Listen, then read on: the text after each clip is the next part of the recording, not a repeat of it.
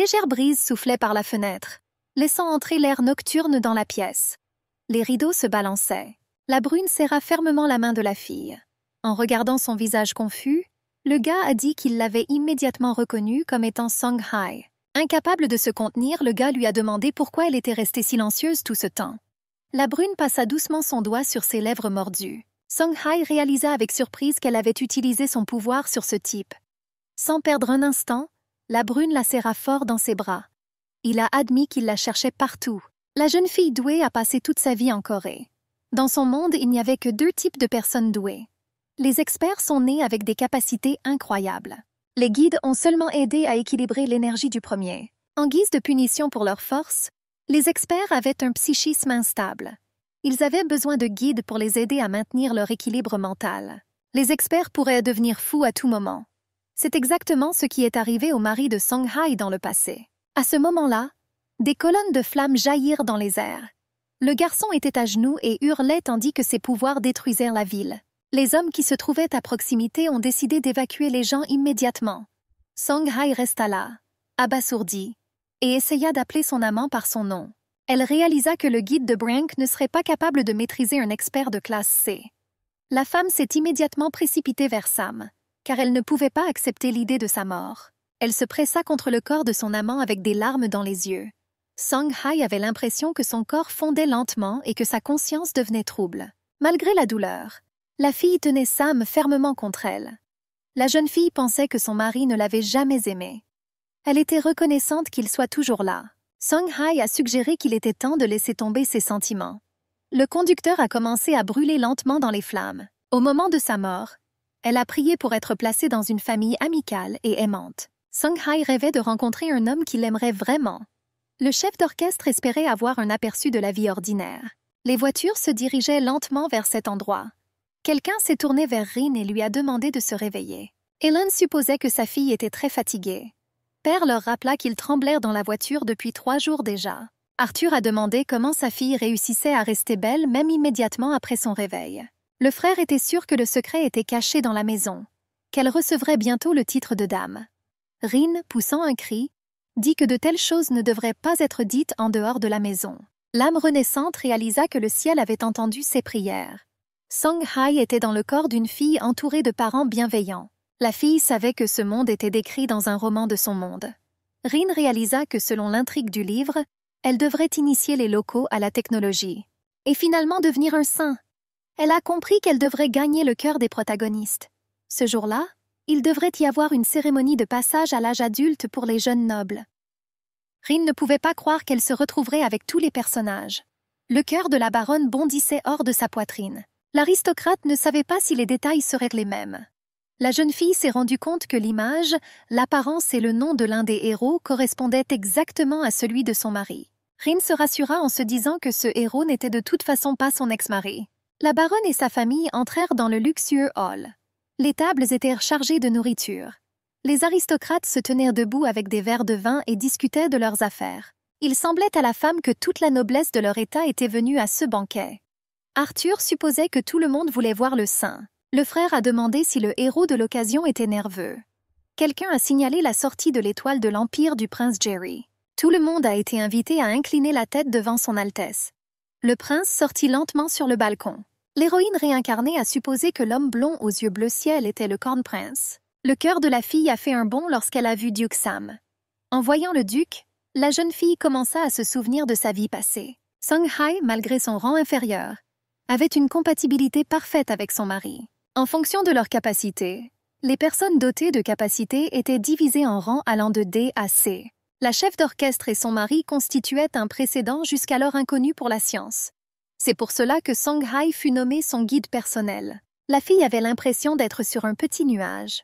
Au début, le chef d'orchestre n'a pas remarqué l'éloignement de son mari. Même au fil du temps, ses sentiments sont restés strictement unilatéraux. Pendant les moments où ils passaient du temps ensemble, Sam restait sur ses gardes. Le mari faisait souvent preuve d'une dureté excessive. Dès le début, la jeune fille comprit qu'il ne l'épousait pas par grand amour. Malgré cela, une chaleur palpitait dans son cœur. La conductrice était extrêmement heureuse lorsque ses supérieurs lui ont dit, à propos des intentions de Sam de se marier. C'était comme si un voile de joie couvrait ses yeux. Rin remarqua que le duc, comme son amant, était un modèle absolu de beauté. L'hôte a demandé aux invités de rencontrer la sainte, la fille d'Altéras. Le cœur de la fille renaissante tremblait. Le chef d'orchestre se souvenait d'un rival d'une vie passée. Les filles ont rapporté qu'il était préférable pour Songhai de se retirer, puisque Sam était un expert de classe C. Le conducteur de rang inférieur a ordonné à sa rivale de s'occuper de ses affaires. Étant donné que So-yoon était un guide de haut rang, le fait que la fille était à côté de Sam lui a été rapporté. Le rival créait toujours des obstacles pour Songhai. Rin ne pouvait pas croire qu'elle était le personnage principal de ce livre. Le frère remarqua que le saint était très mystérieux et étonnant. David a assuré que sa sœur était beaucoup plus douce et plus belle. La baronne en colère a commencé à le battre et à lui demander de ne pas faire cela en public. Le gars a souri et lui a demandé pardon.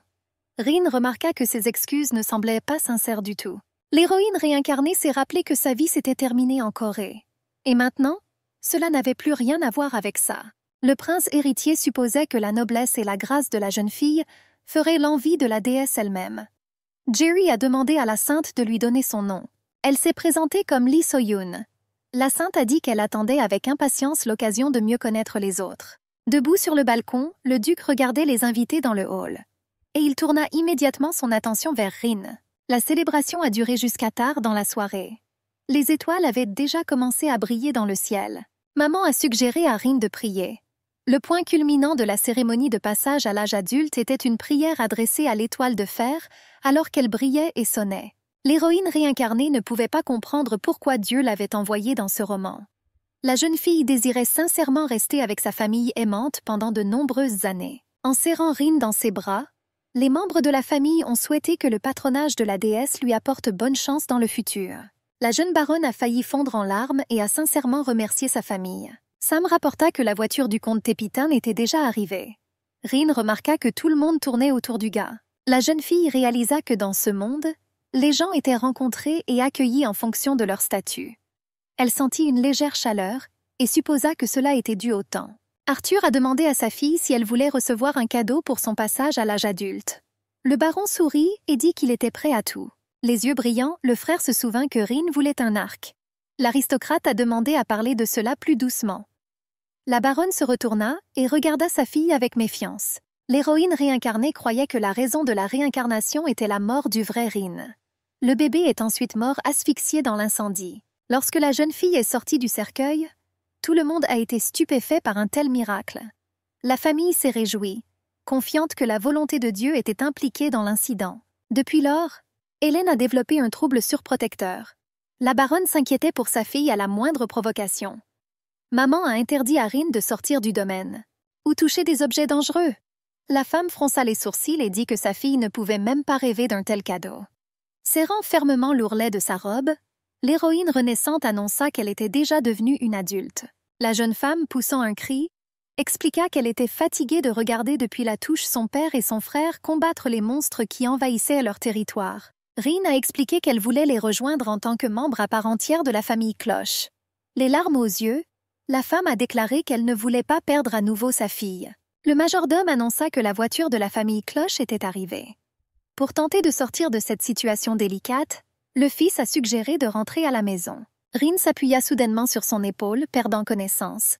Sa conscience est devenue très trouble. Songhai réalisa qu'elle se trouvait dans l'appartement qu'elle partageait avec son mari. Soudain, la porte s'ouvrit et Sam entra dans la pièce. Le bel homme serrait fermement dans ses mains un plateau sur lequel se trouvait un verre de glace et une serviette blanche comme neige. Le mari a dit à la fille que c'était trop tôt. Le gars lui a suggéré de faire une petite sieste de plus. La chef d'orchestre n'arrivait pas à croire qu'elle était de retour dans son monde. Le représentant de la classe C a demandé à la fille de porter un col roulé le lendemain. L'expert a conseillé de manger un glaçon pour aider à faire baisser la température. Son mari lui tendit pensivement un morceau d'eau gelée. Songhai se sentait incroyablement fraîche. Alors qu'il partait, le gars lui a jeté un coup d'œil. Le mari prit un glaçon et embrassa passionnément sa bien-aimée. Le chef d'orchestre s'est rendu compte que ce rêve était un fantasme de longue date. L'héroïne réincarnée s'est rendu compte que le 3e jour s'était écoulé depuis sa réincarnation dans le livre. Les larmes aux yeux, sa mère lui raconta ce qui s'était passé. Lorsque Rin a perdu connaissance, tout le monde était sous le choc et ne savait pas quoi faire. Le duc, réalisant ce qui s'était passé, appela immédiatement le médecin. Sam les a laissés passer le portail. L'héroïne réincarnée n'arrivait toujours pas à croire que le Sam de cet univers l'avait aidée. Le conducteur s'est rendu compte qu'elle avait la fièvre du réveil. La jeune fille savait que ce symptôme était ressenti par toute personne, ayant cette capacité avant même qu'il ne se manifeste. Rin était sûre qu'elle ne confondrait pas ce sentiment avec quoi que ce soit d'autre. La baronne devint méfiante car le livre ne faisait aucune mention de telle personne. Les seuls experts étaient le prince héritier et le duc.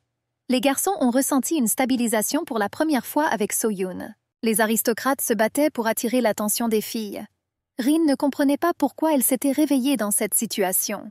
Le duc était assis dans son bureau et regardait des articles de journaux contenant des nouvelles. Le garçon se souvint que la fille du baron avait murmuré le nom du saint avant de se présenter. Sam trouvait étrange que la fille sache déjà tout à l'avance. Il était sûr que Rin avait la fièvre du réveil. L'aristocrate ne pouvait pas croire qu'il y avait un autre être doué sur les terres. Sam a supposé que la baronne était celle qui avait reçu le patronage de Dieu et était venue dans ce monde depuis la Corée. La seule chose dont l'expert se souvenait était la façon dont sa femme s'était sacrifiée. Sam se souvenait avec appréhension du moment où elle s'était effondrée et de sa conscience, tombée dans l'abîme de l'oubli. Même s'il n'avait pas les sentiments les plus chaleureux pour Song-Hae, il supplia quand même la fille de se réveiller. Lorsque la surdouée réalisa sa mort à ce moment-là, elle poussa un cri perçant. Lorsque le gars a réalisé le fait de la mort de sa bien-aimée, toute la colère qu'elle avait apaisée a commencé à se répandre. Des larmes de sang commencèrent à couler des yeux de Sam. La ville est à nouveau en feu. Sa conscience était à nouveau empêtrée dans un réseau d'obscurité. Il se trouvait dans les profondeurs de l'obscurité totale, d'où il n'y avait aucun moyen d'échapper. L'expert a entendu une voix qui résonnait dans son esprit et son cœur. La voix suppliait de suivre l'étoile, pas l'ombre. L'étranger mystérieux expliqua que ce chemin était celui choisi par l'Empire. Bientôt, Sam se réveilla dans l'Empire. Après sa rencontre fatidique avec Song-Hae, il a vécu dans ce monde. L'expert a constaté qu'environ 2 semaines s'étaient écoulées depuis son retour. Le gars a suggéré que des puissances supérieures envoyaient des signes montrant le passé. Sam voulait se téléporter en Corée avec Song-Hae et commencer une nouvelle vie ensemble. L'expert ne voulait plus s'occuper du personnage principal ici. Soudain, la fille s'est approchée de la table. Sam a essayé de serrer fort sa bien-aimée dans ses bras, mais après quelques instants, il s'est rendu compte qu'il ne serrait que de l'air. Le souffle de Sam s'arrêta et des gouttes de sang commencèrent à couler de sa bouche. Il s'est rendu compte que cette douleur insupportable l'empêchait de respirer. Le duc s'est rendu compte qu'il avait besoin de toute urgence d'une stabilisation. L'aristocrate prit rapidement une bouteille dans son sein et but quelques gorgées. Sam espérait pouvoir conserver de l'eau bénite jusqu'à ce qu'il retrouve sa femme. Le gars s'est rendu compte qu'à ce rythme-là, il devrait se tourner vers So-Yoon. Chaque fois qu'il regardait Rin, il voyait son ex-femme de plus en plus clairement. Le duc s'est rendu compte que la seule similitude était dans le grain de beauté sous son œil. Le majordome frappa à la porte et demanda s'il pouvait entrer. L'homme a rapporté qu'il avait reçu la lettre saisonnière de Lord Hayden. Le majordome apporta le drap au monsieur sur un plateau. Sam a demandé à l'homme de lui transmettre ce message. Le frère cadet d'Hayden avait une nature très sensible, irrité par la moindre petite chose. Au fil du temps, le comportement étrange du garçon a été diagnostiqué comme un trouble mental. Et en conséquence, le jeune aristocrate fut exilé dans le domaine de l'annexe. Avant de retourner dans le passé, le duc n'était pas particulièrement intéressé par le garçon et essayait de l'éviter. Sam a réalisé que le comportement étrange de son frère était un symptôme de la manifestation de ses capacités. Le duc réalisa qu'il avait l'obligation de voir son frère. Tard dans la soirée, le garçon est arrivé au domaine de l'annexe. Il y avait une pleine lune qui brillait dans le ciel. Le duc marchait le long des longs couloirs d'un pas rapide et confiant. Après l'avoir salué, il ouvrit brusquement la porte. Hayden tressaillit au son aigu et salua son frère. Le garçon ne pouvait pas croire que son frère était venu à lui. Attrapant brusquement son frère par les épaules, le duc lui demanda de l'écouter attentivement. Samuel a expliqué qu'il n'était pas malade, mais qu'il était un expert. Hayden n'en croyait pas ses oreilles. Le frère aîné serra fort le garçon dans ses bras. Le duc lui fit savoir qu'il ne devait plus languir dans cette institution. Un peu méfiant, le patient a demandé si c'était vrai. Sam a demandé à son frère ce qu'il voulait dire quand il disait que tout le monde a 2 côtés. L'expert a expliqué qu'il entendait les voix des gens dans sa tête. Puis le gars leur a demandé de s'arrêter pour pouvoir avoir un peu de paix et de tranquillité. Ceux qui l'entouraient le regardaient comme s'il était un cinglé. De nombreux ouvriers ont quitté précipitamment le manoir. Personne ne pouvait comprendre comment un fou pouvait naître dans la famille Léopard. Aidan réalisa qu'il n'était rien de plus qu'un opposé sans valeur à son frère. Le jeune aristocrate a admis qu'il lui était plus facile de s'enfermer dans sa chambre et de ne pas sortir la tête. Aidan se plaignait que les voix dans sa tête continuaient à dire de mauvaises choses. Le duc fut un peu surpris lorsqu'il réalisa que son frère avait des capacités psioniques. Souriant, le garçon a admis qu'il avait apprécié discuter avec son frère aîné, car il n'avait rien entendu. Le duc a soigneusement averti le garçon que les experts ressentaient de la douleur comme effet secondaire après avoir utilisé les pouvoirs. Sam a signalé que la douleur pouvait s'accumuler avec le temps. Le gars a assuré que son frère devrait apprendre à faire face à sa douleur. Le duc comprit que le tourment continuerait jusqu'à ce qu'il trouve un guide capable de le freiner. Sam a demandé au garçon de ne jamais compter sur les autres ou sur le saint. Le garçon était sûr qu'il devait remercier So-Yoon de ne pas être descendu servir l'État. Le chef d'orchestre s'est rendu compte de son erreur. La réincarnée comprit que So-Yoon était la fille d'une déesse. Sam se souvenait qu'il croyait lui-même à de beaux mensonges. La sainte a dit que dans son pays natal, vivaient de nombreuses personnes dotées de capacités. Le prince regarda la fille avec espoir et lui demanda si elle pouvait les transférer dans ce monde. Elle a brièvement confirmé avec un sourire. Sans aucune hésitation, le duc suivit la porte dimensionnelle. Après avoir traversé le portail, ils se sont retrouvés en Corée. À cette époque, Sam n'avait aucune idée que le saint ne se souciait pas du bien-être du pays. Mais elle seule a pu ouvrir le portail. L'élu n'a pas eu le temps de comprendre pourquoi il était exploité. Sam a rapidement réussi à mettre la main sur l'alliance d'experts et de guides de l'État. Tout le monde était ravi de réaliser que devant eux se trouvait un expert de rang C qui contrôlait le feu et le vent. Restant dans cette dimension, le duc a essayé de créer une connexion avec So-Yoon. Mais au grand regret des scientifiques, ils étaient incompatibles.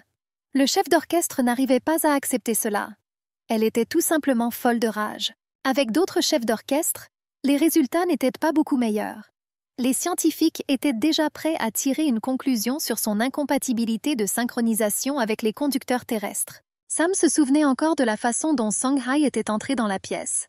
Le duc la détestait terriblement depuis le début. L'expert s'est rendu compte que s'il continuait à dire des choses désagréables sur le saint, il pourrait éveiller les soupçons. L'aristocrate comprit qu'il devait surveiller son langage même en présence de son jeune frère. Sam a dit au garçon qu'il avait besoin d'aide. Le gars voulait qu'Aidan l'accompagne au domaine de la cloche. Il était impatient de savoir ce qu'il y avait dans la tête de Dame Rin. En ouvrant la fenêtre, la fille remarqua le beau temps. Rin s'est assise et a mangé avec sa famille.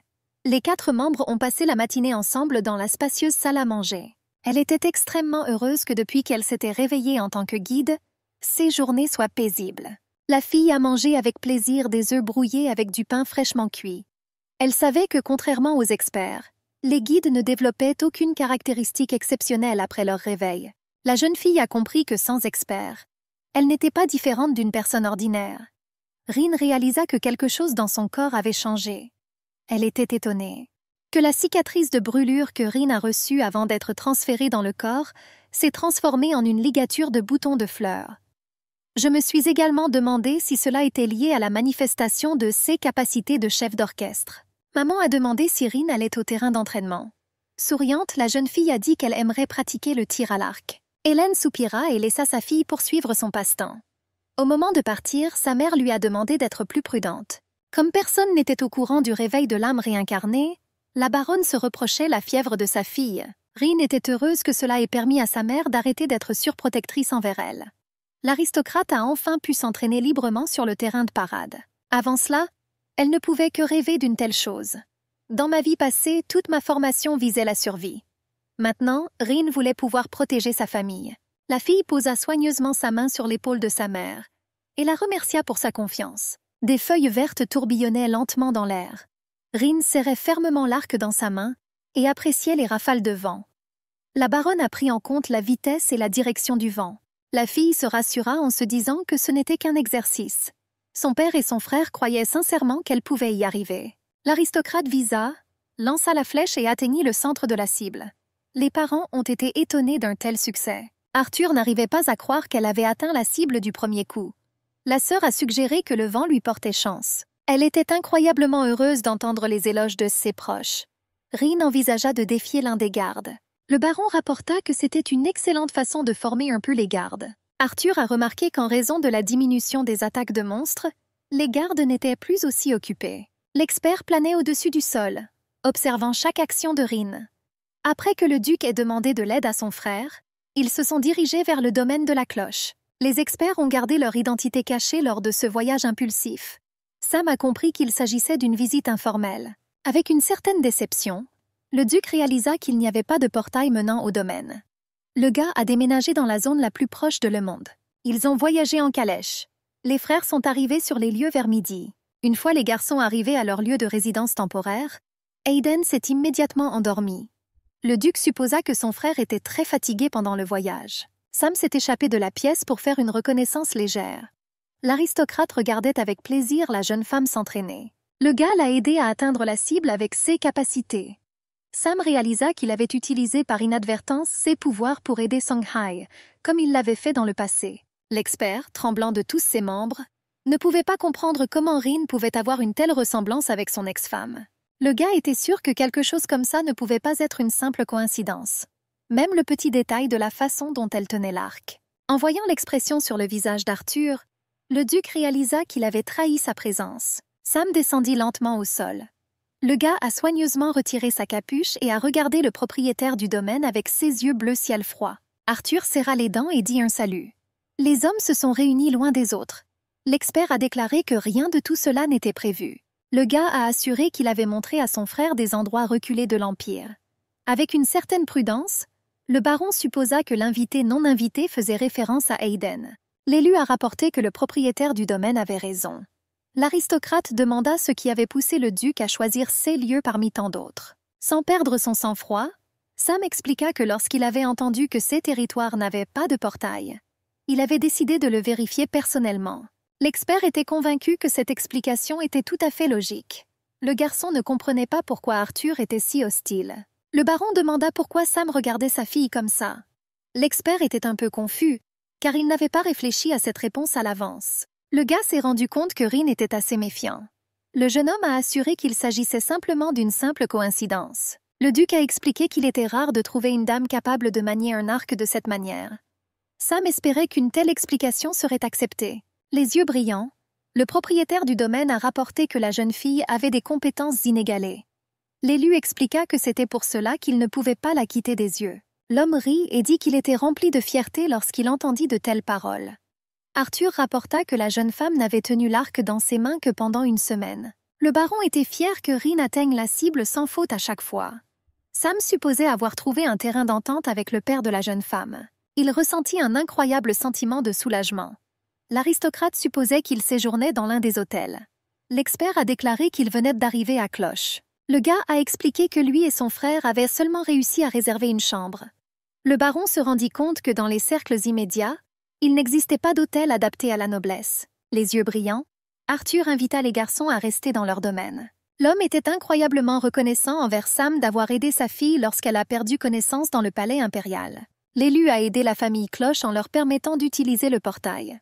Arthur était sûr que grâce à ce gars, Rin s'était rétabli rapidement. S'inclinant, le baron dit qu'il aimerait récompenser la gentillesse dont il avait fait preuve. Le gars a souri et a dit qu'il accepterait volontiers cet accord. La servante est venue sur le terrain d'entraînement et a appelé sa maîtresse. Mary a rapporté que la baronne avait un besoin urgent de changer de vêtements. La servante s'appuya sur ses genoux, respirant lourdement, et annonça que le duc avait visité leur domaine. L'ouvrier a dit que Lord Aidan arriverait également bientôt. Le cœur de l'héroïne renaissante s'est effondré. La fille se souvint que dans l'histoire originale, il n'y avait aucun mot sur la visite de Sam sur leur territoire.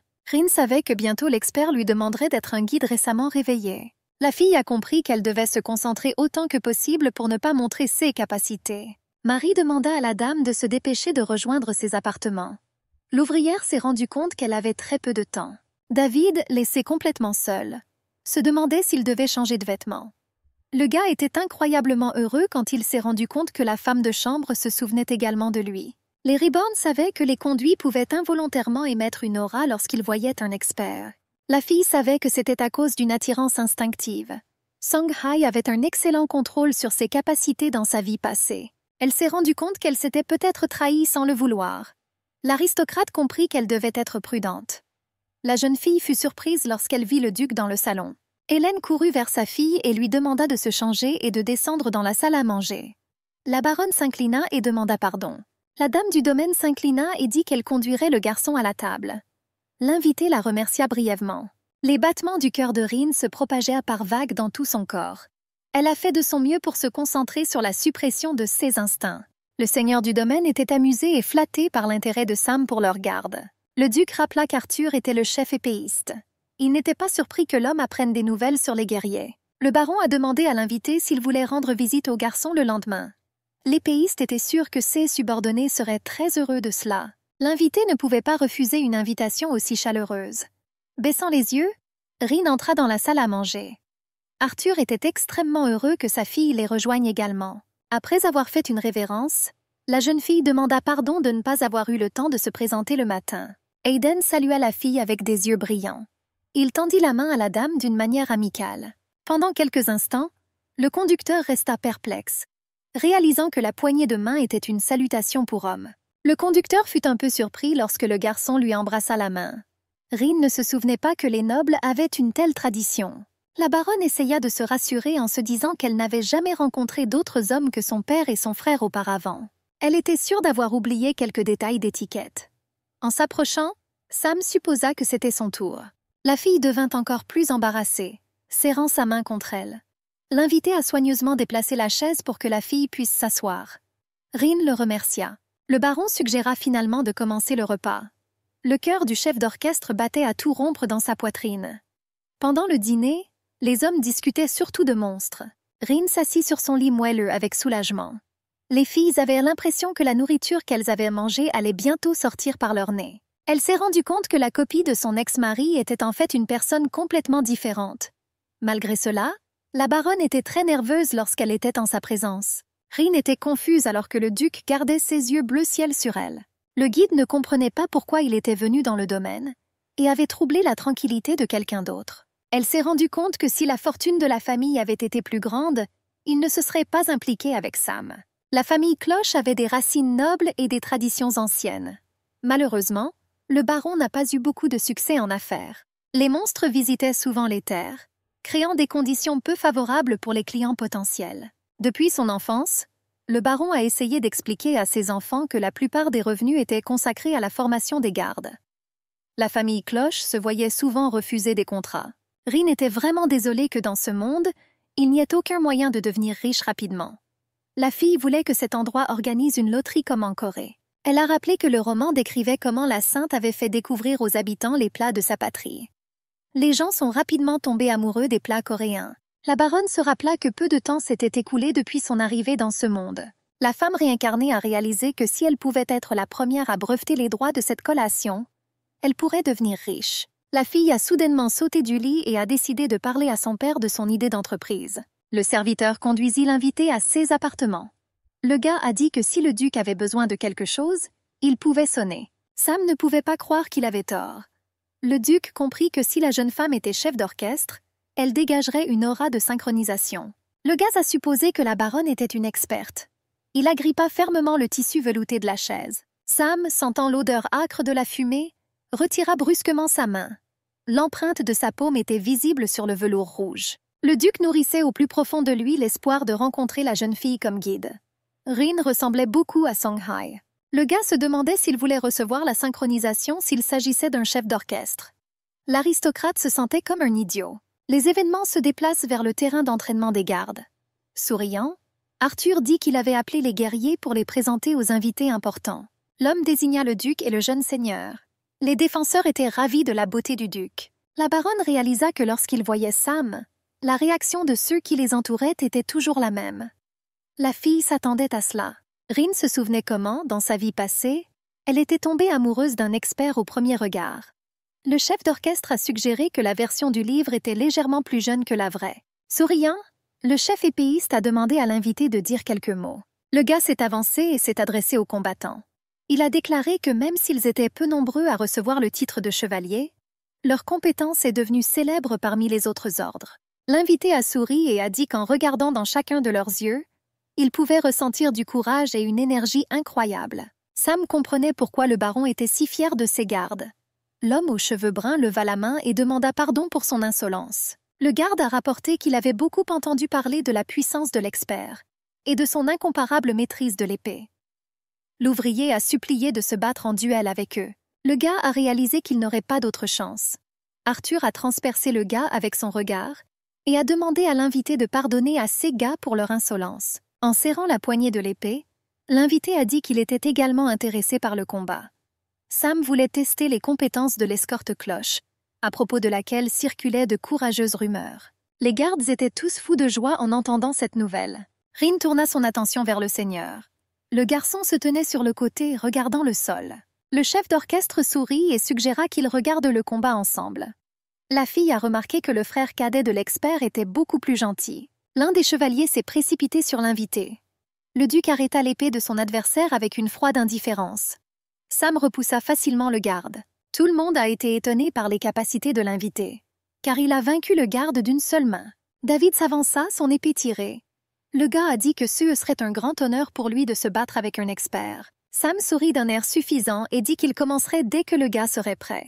En entendant un bruit aigu, les gardes comprirent qu'il était temps pour eux de partir. Ils coururent rapidement vers le stand d'épée et prirent leurs armes. Un peu confus, le duc demanda ce qui s'était passé. Le fils du baron expliqua que le son du corps indiquait une attaque imminente de monstres. Arthur a demandé à Rin de retourner au manoir avec le seigneur et l'expert. Sam a facilement récupéré les deux avec une rafale de vent. Le gars a expliqué que CE serait beaucoup plus rapide que de courir. Il envoya son frère et la baronne dans un endroit sûr. Le duc a annoncé sa volonté d'aider à exterminer les monstres. Un peu confus, le baron remercia l'invité. Mais il volait déjà en avant dans les airs. Les orques avançaient rapidement. Leurs visages déformés étaient terrifiants. Et dans les mains des monstres se trouvaient des épées mortelles. Des hommes se tenaient devant avec des lances, se préparant à l'attaque des créatures. Les gardes étaient déterminés à tenir leur position sans reculer d'un seul pas. L'expert a ordonné à tout le monde de reculer. Des flammes jaillissent de ses paumes. Le feu a rapidement englouti les corps des orques. Les créatures ont commencé à crier frénétiquement. Les monstres n'avaient aucune intention de battre en retraite. L'expert a facilement éteint les flammes avec le vent. Les soldats jetaient des branches sur les cadavres. Les corps des créatures brûlaient lentement dans le feu.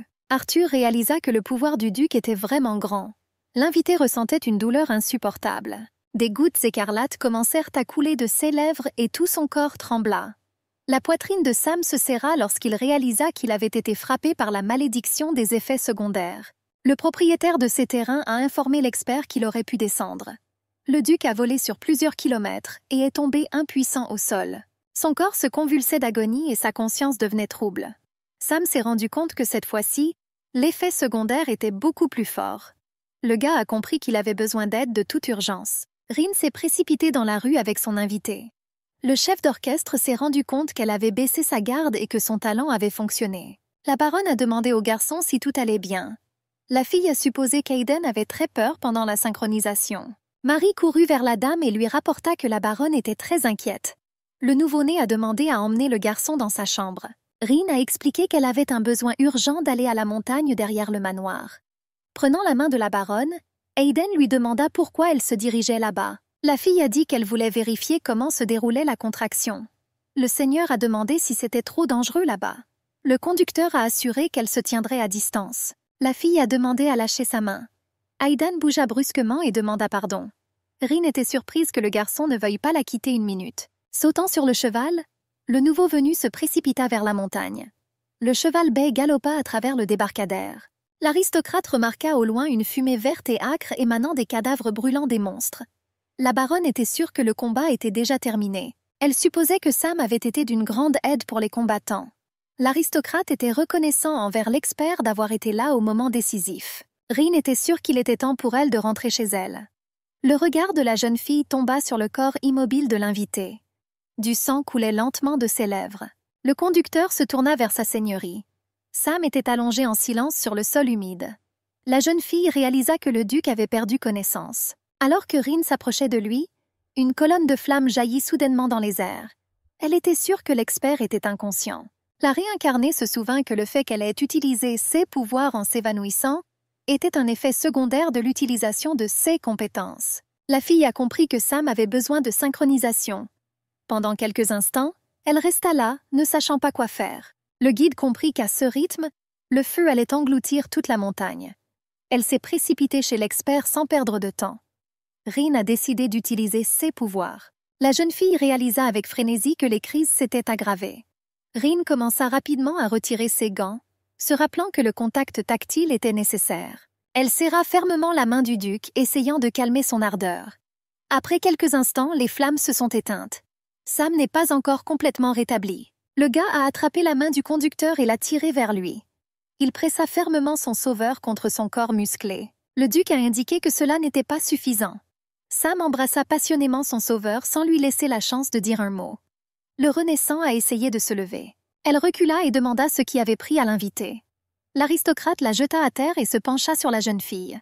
Rin le supplia d'arrêter. L'expert a déclaré qu'avant de perdre connaissance, elle lui manquait terriblement. Le renaissant se souvint que Sam avait souvent marmonné des bêtises incohérentes lors de la synchronisation dans le passé. En se relevant du sol, la fille se demandait quoi faire de la blessure sur sa lèvre. La baronne a compris que la famille l'interrogerait avec préjugés. Le soleil couchant projetait ses derniers rayons écarlates sur le champ de bataille, colorant tout dans les derniers instants avant la tombée de la nuit. Arthur a demandé à l'invité si tout allait bien. Sam baissa les yeux et rapporta qu'il avait perdu connaissance. Le garçon se sentait guéri et joyeux. Le duc avait l'impression que le guide l'avait aidé.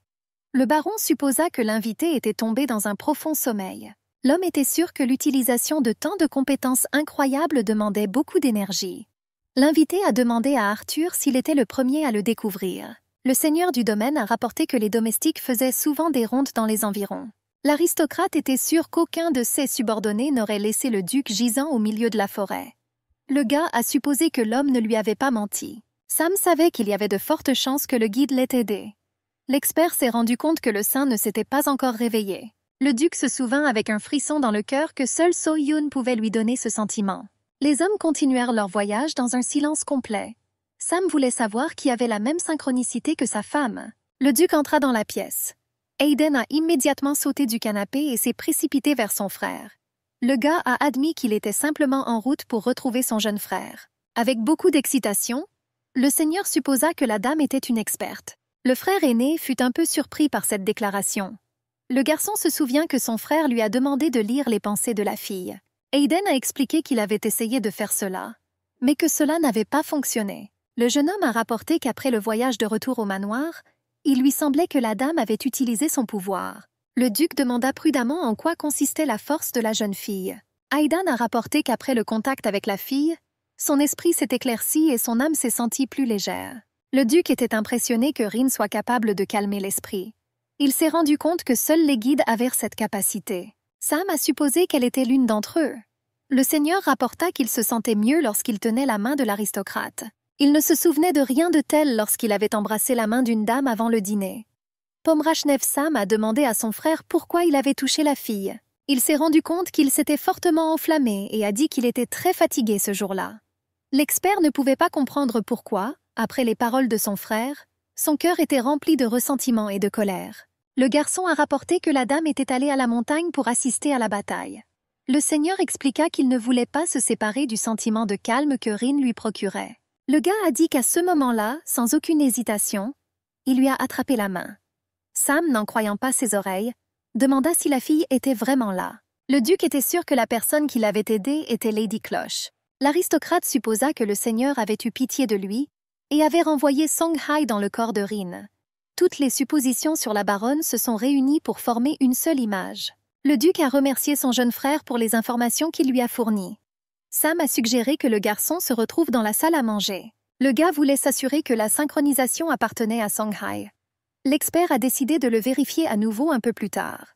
En regardant le ciel cramoisi et le coucher du soleil, le gars a décidé de venir voir Rin alors que tout le monde dormait. La fille expira lourdement lorsqu'elle put enfin manger. La baronne a essayé de cacher les blessures sur ses lèvres à sa famille. À cause de cela, elle dînait dans sa chambre. Le chef d'orchestre était étonné que Sam n'ait pas abordé le saint au sujet de la synchronisation. La renaissante remarqua que le duc était dans un état terrible lorsqu'elle le trouva sur la montagne. La fille était sûre que Sam ne s'était pas synchronisé depuis longtemps. Songhai se souvient qu'à son arrivée dans ce monde, le saint a stabilisé l'état de Sam et du prince. La baronne réalisa avec frénésie que les événements se déroulaient en contradiction avec le roman. Se levant de sa chaise, elle commença à faire de la boxe fantôme. Rin savait que cela ne serait pas arrivé si le duc ne s'était pas présenté à leur domaine.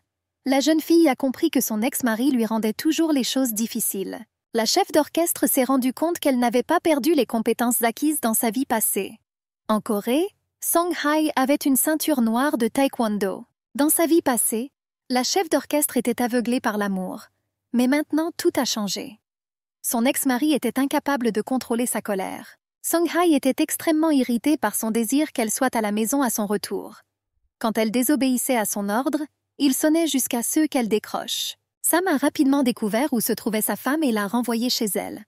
Après cela, le mari n'a plus prêté attention au conducteur. Le gars a continué à travailler, les yeux rivés sur son ordinateur portable. La fille n'a jamais parlé à Sam de ses rencontres avec So-yoon ou d'autres experts. Elle a été obligée de dénoncer à son mari tous ceux qu'elle croisait. Song-hae ne pouvait pas se résoudre à quitter son amant. Le chef d'orchestre ne comprenait pas ce qu'il avait de si spécial pour qu'elle sacrifie sa vie. Le clair de lune pénétrait dans la chambre de la fille avec des rayons froids.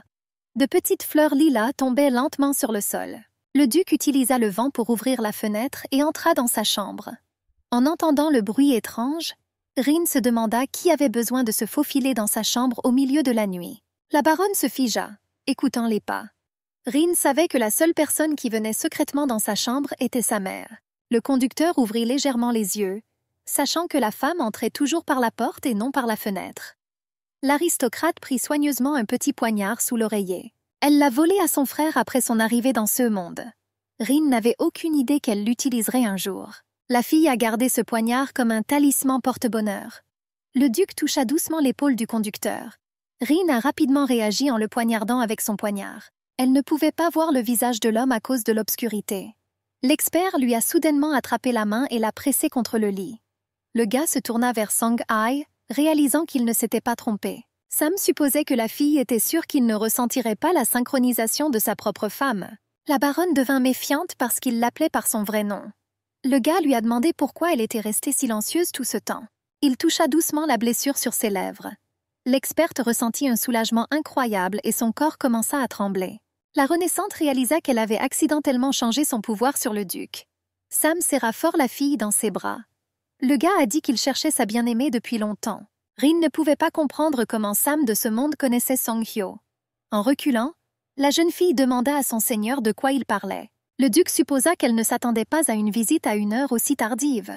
Le gars s'est excusé pour la gêne occasionnée. Il expliqua que la synchronisation que Rin lui avait donnée lui faisait ressentir la légèreté qui lui avait tant manqué. Sam dit d'un ton ferme qu'il ne la laisserait aller nulle part et la supplia de rester près de lui. La jeune fille ne comprenait pas pourquoi il la regardait avec des yeux bleu ciel profonds et aimants. Le chef d'orchestre était sûr que son ex-mari aimait So-yoon. Rin ne savait même pas comment réagir aux mots chaleureux. Elle était tiraillée entre confirmer ce qui était dit ou faire semblant de ne pas comprendre. La fille a fait comme si elle n'avait aucune idée de qui il parlait. Rin prétendit habilement qu'elle n'avait jamais entendu ce nom auparavant. La renaissante était incroyablement heureuse que l'un de ses souhaits se soit réalisé. Elle était furieuse que le duc soit arrivé et ait empêché son bonheur tant attendu. Posant sa main sur sa poitrine, la chef d'orchestre annonça qu'elle était Rin de Cloche. La fille a demandé à quitter sa chambre immédiatement. Le conducteur a menacé d'appeler mon père. Elle a juré de dénoncer l'homme s'il franchissait à nouveau son seuil sans permission. L'expert baissa les yeux et supposa qu'il avait effectivement fait une erreur. Le gars a demandé à accepter ses plus sincères excuses. Il quitta rapidement la pièce par la fenêtre, laissant le cadre étalé. Son-hyo ressentit un peu de joie lorsque Sam se souvint d'elle. La fille a limité ses émotions à cela. Elle ne voulait pas être à nouveau victime de cette domination. Le duc s'envola pour être seul avec ses pensées. Sam savait que Song-hae ne le rejetterait jamais. L'expert s'est rendu compte qu'il avait effectivement commis une erreur. Le gars a compris que sa femme n'apparaîtrait pas sous cette forme. L'aristocrate regarda la blessure sur sa paume. Sam se souvenait de son coup sec avec l'arme et de la synchronisation. Il réalisa que certaines choses prouvaient que Rin était sa femme. Le gars était profondément déçu qu'elle se détourne de lui, prétendant être une étrangère. Les événements sont avancés de plusieurs jours. La famille Cloche et ses invités se sont réunis autour de la table du dîner. Rin sentit un regard perçant sur elle. Elle leva ses yeux verts profonds vers le duc. La jeune baronne n'aimait pas le fait qu'il la regarde ouvertement. Dès l'instant où il est entré dans la chambre de Rin, il l'a constamment suivie partout. L'invité a mis la fille mal à l'aise. Se levant de sa chaise, la baronne annonça qu'elle était déjà rassasiée. La jeune fille dit que les autres pouvaient continuer à profiter de leur repas et leur souhaita bon appétit. Elle marcha rapidement vers sa chambre. La fille claqua brusquement la porte derrière elle. Le guide a décidé de se détendre et de faire une balade à cheval. Le duc se plaça brusquement devant elle, lui demandant s'il pouvait aller se promener avec elle. Sam ne pouvait pas accepter un non comme réponse et a essayé de se frayer un chemin dans l'entreprise. La fille a remarqué le temps gris et a dit qu'elle retournerait dans sa chambre. Le duc informa Songhai qu'il ne prendrait pas beaucoup de son temps. Le gars l'a supplié de parler. Rin réalisa qu'elle n'aurait jamais repoussé son mari auparavant. Le chef d'orchestre ne comprenait pas pourquoi elle ne ressentait rien pour Sam. La jeune fille a supposé que sa nouvelle famille aimante était à blâmer. Ce soin lui ont donné un sentiment d'importance. Le renaissant était près de Sam dans un rôle invisible. Songhai a tout sacrifié pour son mari. La jeune fille a prévenu que s'il osait la harceler à nouveau, elle raconterait à ses parents ce qui s'était passé. L'expert ne pouvait que la regarder avec tristesse. Arthur, s'approchant de l'invité, supposa qu'il avait décidé de prendre l'air. Le duc remarqua qu'il n'avait pas vu le seigneur du domaine depuis longtemps. L'homme a admis qu'il était souvent absent du manoir parce qu'il était de garde. Le duc fut surpris de rendre un tel service. En riant, Arthur dit que chaque guerrier était obligé de remplir son devoir quel que soit son rang. Le baron a expliqué que cela aidait à développer la discipline. Le gars a remarqué des pensées claires. La nuit, les recrues étaient principalement en service. L'homme a rapporté que les monstres n'avaient pas attaqué comme prévu. Le baron remarqua que Sam restait avec eux depuis une semaine entière. L'homme espérait que l'invité avait réussi à montrer au seigneur la beauté de cette terre. L'expert s'est rendu compte que le propriétaire du domaine lui faisait poliment signe de s'en aller. Le garçon remarqua que le baron se souvenait qu'il avait utilisé son jeune frère comme excuse pour rester tard. Il commença peu à peu à oublier l'excuse qu'il avait donnée au baron. Sam n'avait pas l'intention de partir si vite. L'expert a dit qu'il voulait rester un peu plus longtemps. Le gars a demandé au baron s'il était contre. Un peu confus, Arthur dit que l'invité pouvait rester aussi longtemps qu'il le jugerait nécessaire. Sam savait dès le premier jour de son arrivée que le chef de famille était la baronne. Le gars a réalisé qu'il devait obtenir sa permission. L'invité a demandé s'il pouvait en discuter personnellement avec Madame Cloche. Les yeux de l'homme s'illuminèrent, et il donna une réponse positive. Arthur a expliqué qu'ils étaient extrêmement honorés qu'il soit intéressé. Le baron a admis que sa femme était un peu inquiète car elle ne s'était pas préparée à recevoir l'invité correctement. L'expert a compris que le baron n'avait pas le pouvoir de s'opposer à ses souhaits. Sam savait que si sa théorie était correcte, l'homme était son beau-père. Le gars a compris qu'il devait faire bonne impression. Le duc les a remerciés pour ce merveilleux moment. L'invité a déclaré qu'il avait beaucoup apprécié discuter avec Arthur. Les yeux de l'homme s'illuminèrent de joie. Le seigneur du domaine s'est rendu compte que l'invité était incroyablement poli et respectueux envers les nobles de rang inférieur. Rin a récupéré un luxueux bouquet de lilas pour elle-même. La fille est entrée dans le jardin par la porte arrière du manoir, parce qu'elle ne voulait pas s'asseoir dans la pièce. Le réincarné voulait savoir quand Sam retournerait en Corée. Entendant un cri perçant, elle se retourna. Les oiseaux chanteurs ont commencé à s'envoler rapidement dans différentes directions. En regardant en arrière, Rin vit le jeune seigneur debout derrière elle, les larmes aux yeux. La fille voulait savoir pourquoi le garçon était venu au jardin. Aiden désigna sa manche, la panique dans les yeux. La baronne courut vers lui, attrapa le vilain insecte et le jeta.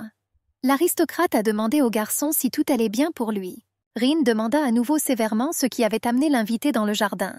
Le seigneur baissa les yeux et dit qu'il cherchait un endroit isolé pour se reposer. Le conducteur a ri et a suggéré qu'il avait très peur des insectes. Le jeune seigneur rougit et dit que les insectes avaient l'air dégoûtants. La jeune fille a déclaré qu'elle-même considérait les monstres comme les créatures les plus terribles du monde. L'aristocrate a supposé que la dame avait observé les créatures en personne. Songhai se souvenait qu'elle avait souvent rencontré des créatures dans le passé. Mais depuis sa renaissance, elle ne les a jamais rencontrées. Rin a menti en disant qu'elle n'avait vu des monstres qu'en images et que son frère les décrivait souvent en détail. Le gars a admis que Sam ne lui avait jamais parlé de monstres. Le guide a suggéré à Aiden de demander à son frère de partager ses propres histoires. Rin a admis qu'elle harcelait souvent son frère avec des questions. Les yeux du garçon s'illuminèrent. Il a demandé s'il était vrai que son frère lui racontait de telles histoires. La baronne rapporta qu'elle avait entendu dire que Sam avait emmené son frère avec lui pour lui montrer la région. Elle supposait que le duc se souciait profondément de son frère. Le jeune homme baissa les yeux et dit qu'il était temps pour lui de retourner dans sa chambre. Le garçon a rapidement sauté et s'est enfui. Rin marchait dans les couloirs du domaine. Elle serrait fermement dans ses mains plusieurs branches de lilas. La fille était sûre que sa mère aimerait ce bouquet. La dame, remarquant Marie, lui demanda si elle savait où se trouvait sa mère maintenant. La servante a signalé que sa seigneurie était dans le salon. Le conducteur a supposé que sa mère travaillait à nouveau. Elle frappa à la porte avec hésitation et l'ouvrit quelques instants plus tard. Rin fut un peu décontenancée lorsqu'elle vit sa mère seule avec le duc. Mon cœur battait fort comme s'il essayait de sortir de ma poitrine. Il y avait beaucoup de bonbons et de tasses de thé sur la table. Sam a remarqué que la boisson avait un arôme charmant. Embarrassée, la femme a admis qu'elle avait elle-même sélectionné les différents types d'herbes. L'expert a déclaré qu'il n'avait jamais entendu parler de nobles faisant une telle chose. La baronne a expliqué que sa famille n'avait pas les moyens d'acheter du thé noir de qualité supérieure. Hélène a assuré qu'ils faisaient de leur mieux. L'homme a ri et a dit qu'il était impressionné par l'économie de la dame. La baronne a déclaré qu'elle était heureuse d'entendre des paroles aimables. La femme a compris que leur style de vie était différent de celui des autres personnes riches. Hélène a demandé de quoi l'invité voulait parler. Le duc sortit un sac de pièces de son sein. Sam a dit qu'il avait encore quelques affaires à régler. Le garçon espérait que la dame aurait la gentillesse de lui permettre, ainsi qu'à son frère, de rester un peu plus longtemps. Hélène était curieuse de savoir ce qu'il y avait dans le sac. Le gars a expliqué qu'il voulait payer 50 pièces d'or pour son séjour. Le duc remarqua que la dame avait l'air mécontente. Jusqu'à présent, le duc n'avait jamais eu à séjourner dans les domaines d'autres aristocrates. Sa maison de banlieue était assez proche de la plupart. En règle générale, l'expert donnait une rémunération aux nobles hôtes en guise de remerciement. La femme a déclaré qu'en raison de problèmes financiers, elle ne pouvait plus accueillir l'invité. Après avoir rendu le sac, la baronne a expliqué que, toutefois, leur famille n'avait pas besoin de telles aides. Sam a déclaré que ce geste était simplement un signe de gratitude pour leur générosité. Il y eut un silence dans la pièce pendant quelques instants. Le duc se rendit compte qu'il y avait eu un malentendu. Le gars a réfléchi à la manière dont il pourrait régler la situation. Rin frappa à la porte et entra dans la pièce. Un sourire se dessina sur le visage de l'expert. La fille ne comprenait pas pourquoi sa mère passait du temps seule avec ce garçon. Rin remarqua que sa mère semblait bouleversée. La femme a dit que l'invité pouvait rester aussi longtemps qu'il le souhaitait. Hélène repoussa le sac d'or loin d'elle. Elle a dit que l'invité devait prendre sa blague à tabac. La dame a supposé que la baronne avait refusé la demande de Sam et qu'il avait essayé de la soudoyer. Le gaz a dit qu'il ne voulait pas l'insulter avec de l'argent. Hélène a expliqué que cela revenait à mettre un prix sur leurs efforts. Elle a admis qu'en réalité, ils vivaient plus près de la vie des paysans que de celle des nobles. La baronne a expliqué qu'elle avait un sentiment d'estime de soi et de fierté. La jeune fille ne comprenait pas pourquoi son ex-mari la regardait avec des yeux implorant de l'aide. Rin réalisa que pour la première fois, le visage d'une femme si gentille et douce devenait froid et inébranlable. Le conducteur n'avait aucune intention d'aider l'homme qui faisait vivre à la femme des émotions négatives. La baronne posa doucement sa main sur celle de sa mère. L'aristocrate supposait que la femme savait qu'il a partiellement brûlé la forêt lors de l'attaque de la horde d'orques. L'homme a admis avoir mis le feu au canapé dans la chambre qui lui avait été mise à disposition. La fille se souvient qu'Hélène avait apporté ses meubles de sa ville natale lorsqu'elle avait épousé son père. La jeune fille ne pouvait pas comprendre pourquoi le duc avait décidé de s'abaisser encore plus bas aux yeux des autres. Le conducteur s'est rendu compte que l'invité devrait partir à l'aube. L'invité a admis qu'il souhaitait seulement compenser les dégâts. Le gars voulait réparer les dégâts qu'il avait causés en peu de temps. Sam a demandé pardon. L'expert a indiqué qu'il n'était pas toujours en mesure de contrôler pleinement ses compétences. Le gars avait peur que quelque chose de similaire puisse se reproduire pendant son séjour. Sam espérait la générosité de la dame. Le duc a déclaré qu'il serait très embarrassé si d'autres aristocrates découvraient ses faiblesses. Rin réalisa que c'était un mensonge puisque personne ne remettait en question son pouvoir. Il était l'un des seuls experts de l'Empire, avec son frère. La baronne couvrit son visage avec ses mains et essaya de cacher ses émotions. Hélène n'arrivait pas à croire que les experts avaient eux aussi fait des erreurs. Le duc a déclaré que malgré ses capacités, il était aussi humain. Sam a déclaré qu'il avait des émotions, ce qui signifiait qu'il était parfois capable de faire des erreurs. Rin ne pouvait pas croire que son ex-mari parlerait ainsi de personnes dotées de dons du ciel. Grâce aux souvenirs du passé, la jeune fille connaissait les effets secondaires. Le chef d'orchestre s'est rendu compte que dans l'histoire originale, personne n'était au courant de cela. L'invité a déclaré qu'il était prêt à révéler le secret impérial. Le gars a dit qu'après avoir vu la gentillesse et l'hospitalité de la famille Cloche, cela ne le dérangeait pas de le dire. Le nouveau venu supposa avec irritation que l'invité était tombé là-dedans exprès. La dame du domaine a dit que cela n'en valait pas la peine. Le doué a rapporté que les experts avaient besoin de guides. Sam a expliqué qu'au pire, les personnes surdouées étaient constamment malades. Le duc a assuré qu'après avoir éveillé les compétences, Toute vie devient comme une errance dans les sables chauds du désert. L'expert a rapporté qu'il y avait beaucoup de souffrances et de tourments dans la vie des personnes douées. Sam a rapporté que dans la plupart des CA, il était impossible d'étancher sa soif. L'homme a dit qu'il n'y avait que 2 options pour soulager ses souffrances. Le duc a expliqué que ces souffrances prendraient fin lorsqu'il rencontrerait un guide ou mourrait. L'expert a indiqué qu'il avait rencontré le seul guide qui lui convenait. Sam a demandé à la baronne si elle voulait savoir qui exactement. La femme réincarnée réalisa frénétiquement que le gars était complètement convaincu qu'elle était Songhai. Rin ne savait pas quoi faire pour l'empêcher de parler de ses soupçons à sa mère. Hélène a demandé à accepter ses sincères excuses. La baronne expliqua qu'il était temps pour elle de partir. La femme a déclaré que la conversation était très intéressante. L'aristocrate avait compris que le dîner ne se préparerait pas tout seul.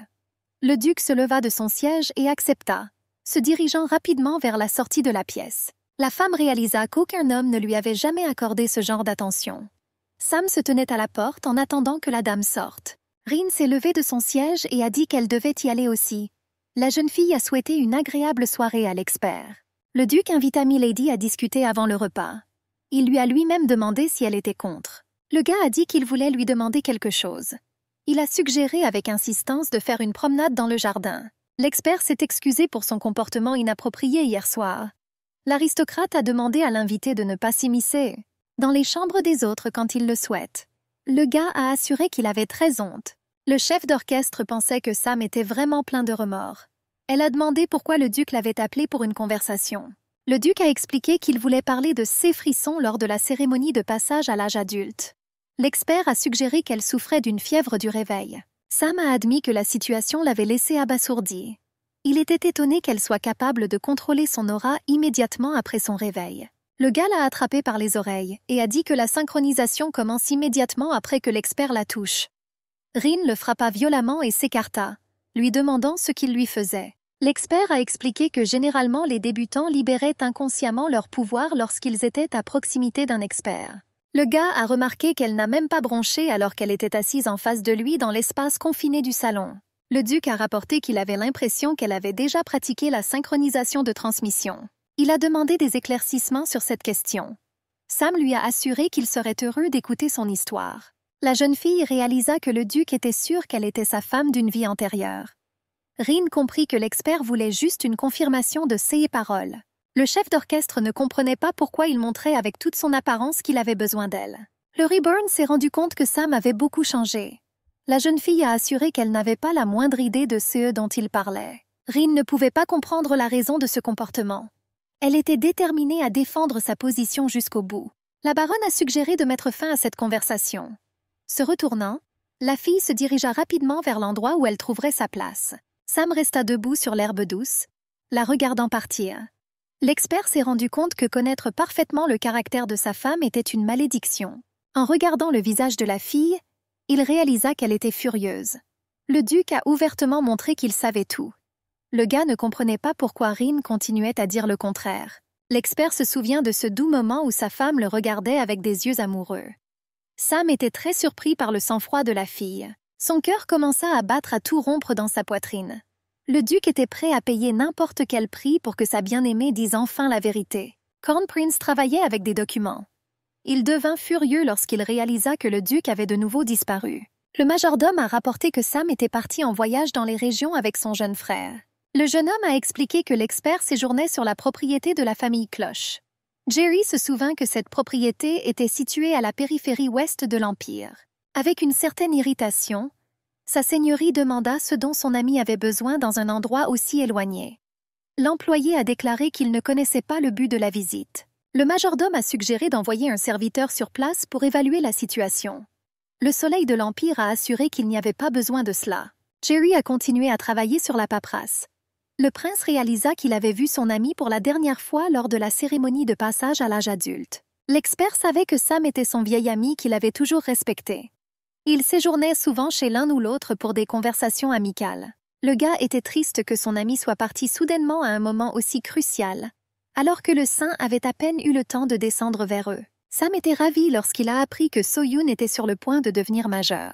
Frappant à la porte, le serviteur annonça que le saint était arrivé pour voir son Altesse à sa résidence. Jerry m'a dit d'inviter la dame. Le gars a dit qu'il était incroyablement heureux de leur rencontre. La dame répondit poliment et brièvement à son salut. Le second soleil de l'Empire a demandé au majordome d'apporter du thé et des rafraîchissements. Son Altesse a demandé que tout soit de la plus haute qualité. Jerry tendit la main et proposa d'accompagner la fille. Alors Yoon le remercia et accepta. Elle a toujours aimé être entourée d'un homme galant et poli. Yoon savait donc qu'en Corée, elle n'était qu'un guide de rang inférieur. Elle avait le désir de rester dans ce monde pour toujours.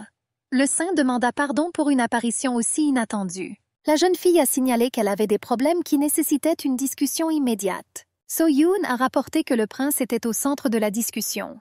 Jerry a assuré qu'il ne se considérerait jamais comme la racine du problème du saint. Le conducteur a ri et a dit qu'elle était très inquiète lorsqu'il n'a pas essayé de la contacter. Le prince a supposé qu'elle faisait référence au nettoyage énergétique précédent. La fille a expliqué que dans son monde, on l'appelait différemment. Le gars a admis que sa curiosité avait été piquée. Jerry a dit qu'il vérifierait les anciens dossiers. La sainte lui a demandé de lui faire savoir si davantage d'informations étaient trouvées. Enlevant ses gants, elle suggéra de se synchroniser à nouveau. Le prince était étonné qu'elle veuille le faire dans ce salon.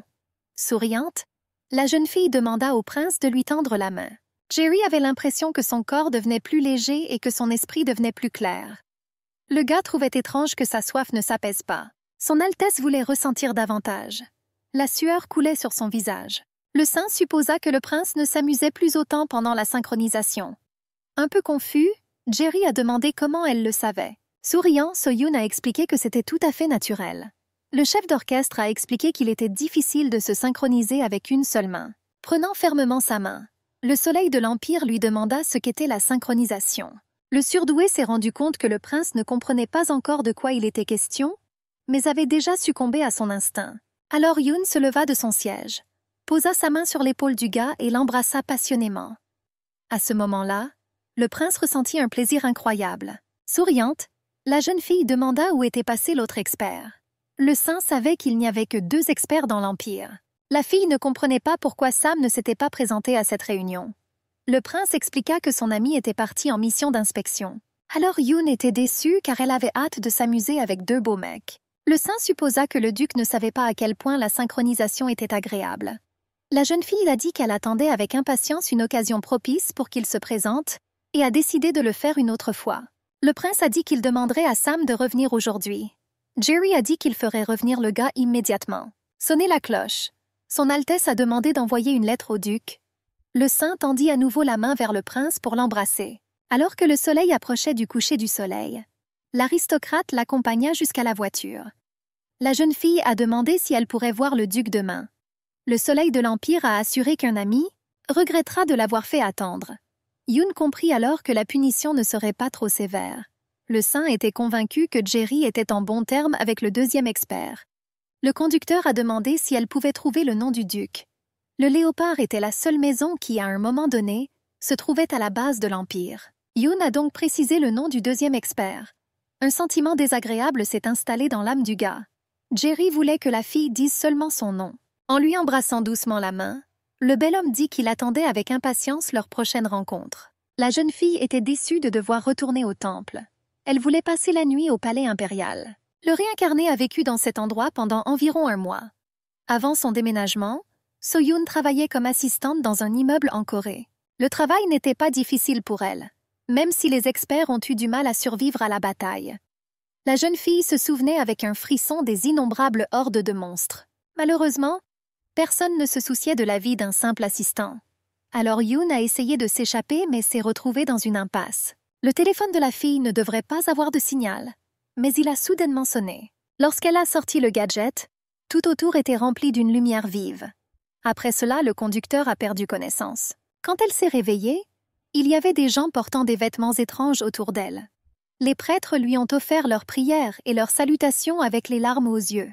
Yoon a donc supposé que la sortie d'ici était également connectée à son téléphone. En cliquant sur l'une des applications, elle s'est vue. En bas, vous pouvez sélectionner des amis, une tâche et une carte. La fille a été émerveillée par l'interface du jeu. La tâche était de devenir le meilleur guide de ce monde. Il s'est avéré qu'il y en avait d'autres comme elle. Notre héroïne a supposé que pour retourner dans son monde natal, elle devait accomplir une mission. Elle ne pouvait pas comprendre ce que cela signifiait. La sainte réalisa qu'après être apparue ici, beaucoup commencèrent à la traiter comme une princesse. Elle ne voulait pas chercher d'autres guides car elle avait peur de perdre sa valeur. La jeune fille s'est rendue compte qu'en sachant sa disparition, les membres de l'organisation ne lanceraient pas de recherche. Le chef d'orchestre a finalement eu la chance de profiter d'une vie de luxe. Avant de venir dans ce monde, elle ne pouvait même pas rêver de quelque chose comme ça. Le surdoué a décidé de s'amuser au maximum. La famille Cloche et ses domestiques ont salué les invités. Arthur a dit qu'il était vraiment désolé de dire au revoir si brusquement. Le chef de famille a demandé à leur rendre visite à nouveau si le temps le permettait. L'homme a dit que les guerriers avaient promis jour et nuit d'affiner constamment ses compétences afin de résister à un duel avec le duc. En riant, Sam dit que ce serait un grand plaisir pour lui. La raison soudaine du départ du duc était une demande de Jerry. Il ne pouvait pas refuser car la ligne d'urgence était utilisée. Les yeux brûlants, David jura de faire désormais preuve d'un niveau de chevalerie pas pire que celui du duc. Le garçon voulait avoir l'honneur d'étudier au domaine Léopard. Bientôt, le duc cessa d'écouter le jeune homme. Sam ne pouvait pas croire qu'il serait séparé de sa propre femme si rapidement. Il s'est rendu compte que s'il l'accompagnait, Rin à la capitale puis la rencontre avec le prince héritier et le sein sera inévitable. Il réalisa que Jerry essaierait certainement de se rapprocher de la fille. Le baron supposa qu'il avait parlé de cela trop tôt. L'invité a déclaré qu'il serait heureux de pouvoir lui rendre service en lui montrant davantage de subtilité dans diverses techniques. Le duc a déclaré qu'il serait heureux de réaliser le rêve du garçon. Toute la famille Cloche était ravie. S'inclinant, Rin dit au revoir à sa grâce et à son seigneur. Sam a dit qu'il espérait le rattraper un peu plus tard. Le chef d'orchestre ressentit un sentiment de soulagement sans précédent. Il semblait à la jeune fille que l'invité resterait à sa place pour une éternité. L'expert s'est rendu compte que ce serait très mauvais si sa femme rencontrait le saint. Sam se souvint qu'elle avait causé beaucoup de problèmes à la fille. Le duc savait que rester loin du manoir de la Cloche était l'option la plus sûre. Le gars ne voulait pas entraîner sa femme directement dans les bras du prince. L'élu était prêt à protéger sa femme à tout prix. Le majordome et les servantes ont rencontré le duc et son frère alors qu'ils sortaient du portail. Aiden a dit qu'ils iraient à la possession d'Annex. Le garçon a souhaité à son frère aîné une audience réussie au palais. Le duc ordonna au majordome de préparer une chambre pour Lord Aiden dans le manoir principal. Express a ordonné que les affaires de son jeune frère soient déplacées là-bas. Sam lui rappela ce qu'il lui avait dit dans la voiture. Le gars a expliqué que si tout se passait bien, il n'y avait plus aucun intérêt à se cacher des autres. Posant sa main sur l'épaule du garçon, il lui demanda de ne pas s'inquiéter. Des gouttes chaudes commencèrent à couler lentement des yeux rubis. Le garçon a remercié son frère pour son inquiétude. Les rayons brillants du soleil réveillèrent le duc. L'homme informa son Altesse que le duc Léopard était arrivé. Sam s'inclina et dit qu'il était à l'entière disposition de son Altesse. Souriante, So-Yoon supposa qu'elle avait rencontré cet expert lors du banquet. La sainte a admis qu'elle brûlait d'impatience de le rencontrer. Alors Yoon a dit qu'elle voulait vraiment rencontrer le duc. La jeune fille observait Sam de loin pendant la cérémonie. En riant, elle supposa que le caractère du gars était encore plus timide que celui de son Altesse. Yoon pensait donc que le duc était un rustre vil. Jerry réalisa que son ami recevrait la bénédiction du saint. Le prince comprit que son ami avait beaucoup souffert. Yoon a donc deviné que l'expert avait beaucoup souffert pendant tout ce temps. La jeune fille savait que chaque élu avait besoin de son propre guide. Elle a proposé son aide en lui tendant la main. Sam réalisa qu'il n'avait pas d'autre choix et décida de ne pas résister. Souriant, la sainte dit qu'elle lui avait accordé sa miséricorde. La jeune fille savait que l'expert ne pourrait pas résister à cela. Alors Yoon attendit que son expression glaciale se transforme en sourire. Le chef d'orchestre réalisa avec frénésie que l'énergie lui échappait. Elle a compris que le corps du duc n'acceptait pas la synchronisation. Le duc a suggéré que c'était à cause de sa récente intimité avec sa femme. Le sein s'effondra soudainement sur le canapé. Des gouttes de sueur coulaient lentement sur le visage de la jeune fille. Elle s'est rendue compte qu'à cause du surmenage, elle avait complètement épuisé son énergie. Alors Yoon ne savait pas pourquoi sa capacité ne fonctionnait pas. La fille supposait que le rang de Sam était supérieur à celui du prince héritier. Jerry ordonna qu'un médecin et un prêtre soient amenés immédiatement. Le gars a dit qu'il transmettrait lui-même la demande au domestique. En quittant la pièce, le duc a demandé à l'ouvrier d'appeler immédiatement les escortes. Sam ne comprenait pas pourquoi tout s'était passé comme ça. L'expert a suggéré que sa récente synchronisation avec Lady Cloche était à l'origine de cet événement. Il se souvint que quelquefois ne suffisait pas à bloquer le pouvoir de quelqu'un d'autre. Sam réalisa qu'il était toujours lié par des liens avec sa femme. La connexion était une forme de contact entre l'expert et le guide. Ils ont souvent éprouvé une profonde connexion et une grande empathie. Ce mécanisme contraint à appartenir l'un à l'autre. La synchronisation était semblable au mariage entre gens ordinaires. Le duc comprit que ces deux choses étaient des étapes incroyablement importantes dans la vie de chaque expert. Le gars a compris qu'il devait peser soigneusement le pour et le contre. Sam comprit qu'à l'avenir, il ne pourrait absorber que l'aura de son autre moitié. Il a supposé qu'il y avait quelque chose de similaire entre lui et Songhai. L'expert a suggéré qu'en raison du voyage dans le temps, il n'y a aucun lien entre eux. Il y avait une lueur d'espoir dans son cœur, sachant qu'il n'avait pas encore perdu ce lien. Le gars voulait s'assurer que sa femme renaîtrait dans le corps de Rin. Serrant fermement sa chemise contre sa poitrine, le duc réalisa qu'il voulait la voir le plus tôt possible.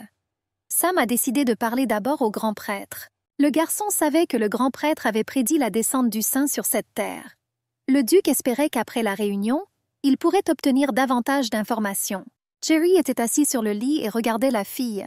Il a essayé de faire baisser sa fièvre avec le vent. Le majordome a demandé la permission d'entrer. L'expert a précisé où se trouvait le duc de Léopard. L'ouvrier a indiqué qu'il avait quitté le palais à peu près au moment où la dame s'était évanouie. Son Altesse a immédiatement remarqué à quel point son ami avait changé depuis la cérémonie de passage à l'âge adulte. Le gars ne comprenait pas pourquoi il traitait le saint avec détachement. L'expert a demandé de s'assurer que les serviteurs surveillent leur langue. Il s'est rendu compte que les ragots pouvaient ternir la réputation de Sam. Jerry a demandé quelle était la réponse des prêtres. Le travailleur a indiqué qu'ils avaient quand même insisté pour le faire eux-mêmes. Le directeur a demandé d'écrire une lettre et de s'assurer qu'elle soit livrée. Le clergé qui arriva exigea que le saint retourne au temple. Le clergé a refusé l'offre de principe de suivre la dame. Jerry a été obligé de les chasser. Après avoir remis la lettre, l'expert demanda qu'elle soit envoyée au grand prêtre. Après avoir transmis une autre lettre, Jerry a demandé à l'envoyer au domaine Léopard. Le majordome s'inclina et dit que la volonté de son Altesse était une loi. Le baron informa sa famille qu'il serait absent pendant environ 2 semaines. Il a demandé à son fils de surveiller les gardes. David a demandé à son père de ne pas s'inquiéter, car ce n'était pas la première fois qu'il était laissé aux commandes. La baronne remarqua que cette fois son mari partait pour longtemps. En riant, le chef de famille dit que Rin voulait goûter quelque chose et qu'il ne pouvait pas lui refuser. Le frère lui a demandé ce qu'elle voulait exactement. La baronne a expliqué qu'elle voulait essayer un ingrédient dont elle avait entendu parler dans le royaume de Yuria. Il y a quelque temps, le guide a demandé à mon père d'établir des routes commerciales pour ces ingrédients. Père a demandé à Rin d'attendre car il y avait un invité important dans la maison. La jeune fille espérait sincèrement qu'elle ne serait pas en retard.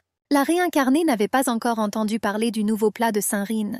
Espérant que son père aurait le temps d'établir des relations commerciales avant que So-Yoon ne lance son produit sur le marché. Souriant, David dit qu'il irait travailler avec les gardes. La mère de la fille a suggéré qu'elles aillent se promener ensemble. Hélène a dit qu'elle voulait demander quelque chose. La baronne supposa que Rin était tombée amoureuse du duc. Maman a dit que c'était normal. La femme a admis qu'elle aussi ressentait de l'admiration à la vue des nobles de la capitale. Le chef d'orchestre a assuré qu'elle n'était pas du tout tombée amoureuse du duc. Eileen a déclaré qu'avant de rencontrer le père de la jeune fille, elle avait vécu dans la capitale pendant un certain temps.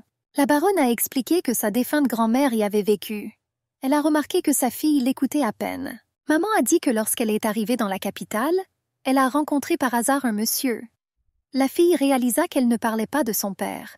Hélène a dit qu'il y a quelque temps, elle pensait que tous les nobles étaient aussi élégants et polis que son premier amour. Le chef d'orchestre fut choqué d'entendre cela. Il s'est avéré que son père n'était pas du tout son premier amour. La baronne a rapporté qu'après la mort de sa grand-mère, elle a dû retourner dans sa ville natale. C'est à ce moment-là qu'elle a rencontré Arthur pour la première fois. L'aristocrate n'avait aucune idée de la haute position de cet homme. Hélène a dit qu'elle ne se souciait pas de savoir avec qui sa fille allait se marier. La femme a demandé à sa fille de rester plus près d'elle. La baronne posa doucement sa main sur celle de Rin. La nouvelle venue supposait que sa mère ne s'était toujours pas remise de ce terrible incendie. La fille a fondu en larmes et a dit qu'elle voulait aussi rendre sa mère heureuse. Elle a toujours voulu être proche de sa famille. Rin a demandé pourquoi sa mère avait décidé qu'elle était tombée amoureuse du duc. La baronne rapporta qu'il n'y avait rien de honteux dans l'amour. Le surdoué a assuré que rien de tel ne s'était produit. Hélène a demandé pourquoi sa fille ne pouvait pas quitter l'invité des yeux. La femme a expliqué qu'à chaque fois que Sam partait, elle regardait la porte comme si elle attendait son retour. Les filles ont trouvé cette déclaration étrange. Elle a fait de son mieux pour éviter son ex-mari. Rin ne pouvait pas ignorer les paroles de sa mère. Le conducteur savait à quel point la femme était attentionnée envers elle. La fille ne pouvait pas accepter qu'elle n'avait toujours pas oublié ses sentiments pour Sam. Se levant du banc, La femme suggéra de rentrer chez elle. De retour au domaine, les aristocrates ont rapidement dit au revoir. Hélène a demandé à sa fille de ne pas oublier sa santé. Maman a compris que le duc avait des sentiments pour Rin. L'aristocrate comprit que sa fille n'était pas moins intéressée par Sam. La baronne s'en aperçut dès l'arrivée de l'invité au domaine. Elle réalisa que c'était le coup de foudre pour le jeune homme. La baronne comprit que sa fille avait rencontré celui qui lui était destiné. La femme était inquiète car dans une famille influente, le choix est pas seulement pour un chapitre.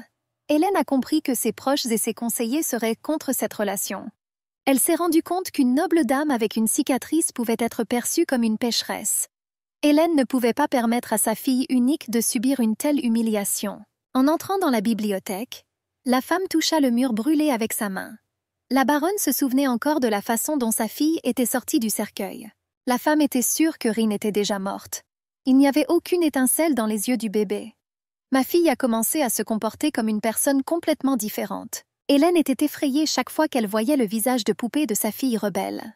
La femme avait peur de perdre à nouveau Rin. Le léger changement après le retour à la vie n'a rien changé à ce fait. Les événements se déplacent vers le grand temple de l'Empire. Le grand prêtre Stern salua le duc avec un sourire. Sam fut surpris de réaliser que l'homme était au courant de son retour. Le duc demanda pourquoi le prêtre ne l'avait pas appelé. Le prêtre a expliqué que s'il avait appelé le garçon, Dieu l'aurait privé de ses visions. Le prêtre a dit que les gens devaient trouver les réponses eux-mêmes. L'expert serra le poing et s'indigna que le prophète lui suggère de suivre le courant. Sam se souvenait de ce moment douloureux, où il n'avait même pas eu le temps de dire au revoir à sa bien-aimée. Le prêtre a dit qu'il voulait dire qu'il ne servait à rien de fuir le destin. Le gaz a clarifié exactement ce qu'il voulait dire. Le prêtre a suggéré au duc de faire une promenade. L'homme a déclaré qu'il avait initialement reçu une prophétie concernant uniquement l'arrivée du saint. Le voyant rapporta qu'il en avait alors reçu un autre qui l'avait grandement intrigué. L'homme a admis qu'il n'avait pas entièrement compris la deuxième prophétie. Le prêtre a suggéré que Sam pourrait aider à le déchiffrer. Le gars se souvint que le grand prêtre du passé adorait Soyun. L'homme a réalisé que la personne la plus proche de Dieu chérirait ce qui lui avait été envoyé par le Tout-Puissant. Il a transmis les paroles du Seigneur à Sam. Dieu a dit qu'il donnerait au prêtre une autre chance de trouver la sainte vérité pour sauver le monde. Le voyant a tristement rapporté qu'il était incapable de déchiffrer les prophéties. Le grand prêtre a admis qu'il n'avait pas dormi de la nuit et qu'il essayait de comprendre ce qui se passait. Un peu confus, le gars a demandé pourquoi il pensait qu'il comprendrait la prophétie. Le duc a noté que Dieu n'avait donné aucun détail. L'homme sourit et dit que le livre l'avait aidé. Sam serra les dents, se rappelant qu'il avait lu cette œuvre en Corée. La femme lisait souvent ce livre devant l'homme, suscitant ainsi son intérêt. Après avoir ouvert le livre, l'expert s'est rendu compte qu'il décrivait son monde, qui était une fiction. Le prêtre a admis avoir trouvé ce livre peu de temps après la prophétie. Après avoir lu l'histoire, il était perplexe. J'ai été étonné que tout l'avenir se trouve dans ces pages. Leurs empires. Le prêtre pensait que le livre était entièrement constitué de prophéties. Le duc comprit pourquoi le grand prêtre avait décidé de ne pas le convoquer. Sam se souvint que dans l'histoire, le héros était possédé par un saint. Lorsque la jeune fille a choisi le prince héritier, le héros s'est rebellé. À un moment donné, Sam a commencé à gagner grâce à un pouvoir beaucoup plus grand. L'âme dans l'étreinte de la cupidité ne pourrait pas faire face à une telle puissance. Le duc renifla en disant que ce livre n'était pas une prophétie, mais un roman ordinaire. Le grand prêtre ne pouvait pas croire que cela était basé sur le passé de l'Empire. Le duc a rapporté que cette chronologie avait déjà disparu. Sam a déclaré qu'il n'avait aucune intention de commettre une trahison contre son Altesse. Le grand prêtre devina que le garçon n'était pas capable de trahison. L'homme a déclaré que si l'aristocrate ne lui avait pas rendu visite, il aurait été laissé dans l'incertitude. Il était sûr qu'il y aurait un prix à payer pour voyager dans le temps. Le prêtre était convaincu que le défunt était le candidat le plus approprié. L'homme a dit que seul le garçon avait la force de suivre la volonté de Dieu. Le prêtre a demandé à trouver le vrai saint. Le grand prêtre promit de trouver tout le soutien possible. Avec une certaine irritation, l'expert lui demanda pourquoi il n'avait rien fait avec le faux saint. L'homme sourit et assura que tout le monde méritait une chance. Le majordome a salué le monsieur. Sam a demandé comment son jeune frère se sentait. Le travailleur a signalé qu'Aiden s'était endormi en lisant un livre il y a quelques minutes. Le serviteur informa le duc qu'il avait reçu une lettre de Jerry. Le majordome s'inclina et demanda s'il devait préparer du thé glacé. La lettre demandait à l'aristocrate de venir au palais le lendemain et de s'excuser auprès du saint. Le gars ne savait pas comment dire à son ami que cette fille était une fausse sainte. Sam s'est rendu compte que même la personne la plus dévouée à Dieu avait du mal à accepter la vérité. Il ne savait pas si quelqu'un croirait au temps révolu. Sam a eu une autre vision. Sa femme lui toucha doucement l'épaule, lui assurant qu'elle serait toujours à ses côtés. En désignant la boîte, le majordome a déclaré que pendant l'absence du maître, de nombreux messages et invitations étaient arrivés. L'ouvrier a indiqué qu'il avait réussi à établir une liste d'invités pour le domaine de Léopard. Le gars a demandé pourquoi son oncle avait visité le domaine. L'homme voulait marier son neveu avec une personne très gentille. Mon oncle voulait organiser une visite. Sam s'est rendu compte que son parent n'avait pas changé d'un iota. Le gars était sûr que l'homme entraînerait une autre fille d'un serviteur. Autrefois, l'aristocrate faisait exactement cela. Sam ne comprenait pas d'où cet homme tirait autant de liberté pour interférer dans les affaires des autres. Le duc ne comprenait pas pourquoi il n'y avait pas pensé tout de suite. Contrairement à la Corée, ce monde avait une échelle hiérarchique. Sam a réalisé qu'en profitant de sa position, il pourrait récupérer sa femme. Le gars était sûr qu'il réussirait même si sa bien-aimée était contre. Il était extrêmement important que l'expert soit près d'elle. Le duc a annoncé son intention d'envoyer une demande en mariage au manoir de la Cloche. Le gars a demandé au majordome de choisir un cadeau digne de ce nom. Sam a suggéré que ce serait peut-être une bonne idée de vérifier le garde-manger de maman. Le serviteur fut surpris. L'aristocrate se souvient que durant sa vie, la femme aimait porter divers bijoux. Il était sûr qu'il restait quelque chose là-bas. Le gars a demandé d'envoyer un domestique pour découvrir quelle boutique était très demandée par les aristocrates. Le duc connaissait les mensurations de la jeune femme et demanda simplement à appeler un tailleur. Sam voulait que le cadeau soit exceptionnel. Il avait l'intention d'offrir un petit cadeau aux citoyens de la région de Cloche. Le gars voulait que cette nouvelle se répande à tout le monde. L'aristocrate voulait que son entourage soit au courant de sa passion pour la jeune fille. Sam ne voulait pas que quelqu'un essaie de s'approcher d'elle. Les événements sont avancés de 10 jours. D'une voix tremblante d'excitation, Rin demanda à sa mère d'où venaient tant de coffres de cadeaux. Le majordome s'inclina et demanda pardon pour la visite inattendue sans avertissement. L'homme rapporta que le duc Léopard lui avait demandé de livrer des colis et une lettre à Milady. Le chef d'orchestre fut un peu surpris par cela. Le travailleur a signalé que la boîte contenait une demande de mariage. La fille a demandé de ne pas plaisanter avec elle comme ça. Le majordome l'informa que le duc lui rendrait bientôt visite. L'homme a indiqué que le gentleman n'avait pas pu être présent en personne en raison de son départ pour le palais impérial. Rin ne pouvait pas comprendre ce que le gars pensait. Elle s'est rendue compte qu'en raison de son statut, il serait difficile pour son père de refuser cette offre. L'aristocrate, voyant l'abondance des cadeaux, comprit que le duc n'avait aucune intention d'accepter un refus. La fille s'est avancée et a dit qu'elle refusait l'offre. La baronne a demandé aux ouvriers de revenir au domaine avec tous les cadeaux. Le majordome demanda à Milady de réfléchir à nouveau. L'homme a dit qu'il était obligé d'exécuter l'ordre de sa seigneurie. Rin a demandé aux travailleurs de retourner auprès du duc avec une réponse. La fille a dit que jusque-là, elle n'accepterait pas de cadeaux. Le majordome a demandé à conserver les cadeaux. L'homme a expliqué que les cadeaux étaient trop précieux pour être stockés dans les chariots. Il était difficile de refuser une seconde fois l'aristocrate. La dame a dit aux ouvriers qu'ils n'avaient pas mis leur famille dans une situation délicate. Hélène a dit qu'il serait préférable que les cadeaux soient restitués à la succession du duc. Le majordome s'inclina et demanda au moins d'accepter la lettre. Après avoir remis la lettre, l'homme a crié aux ouvriers de charger les cadeaux. Maman a signalé que Rin pouvait retourner dans sa chambre. La baronne a assuré qu'elle superviserait elle-même le processus. La conductrice se dirigea rapidement vers son domaine, serrant fermement la lettre dans ses mains. La réincarnée se souvint qu'en Corée, Sam ne lui avait pas envoyé une seule lettre. Le cœur du chef d'orchestre battait fort dans sa poitrine lorsqu'elle réalisa que c'était la première fois qu'il faisait cela dans le monde de ce roman. Rin n'avait aucune intention de céder à ses émotions. Le chef d'orchestre se souvient que son mari ne lui a jamais écrit en premier. La fille réalisa qu'elle était confuse dans ses propres sentiments. Après avoir lu la lettre, elle s'est rendue compte qu'il était difficile de la qualifier de demande en mariage. La lettre contenait de nombreuses petites questions concernant des questions de routine. Rin ne comprenait pas pourquoi son mari avait soudainement changé si radicalement.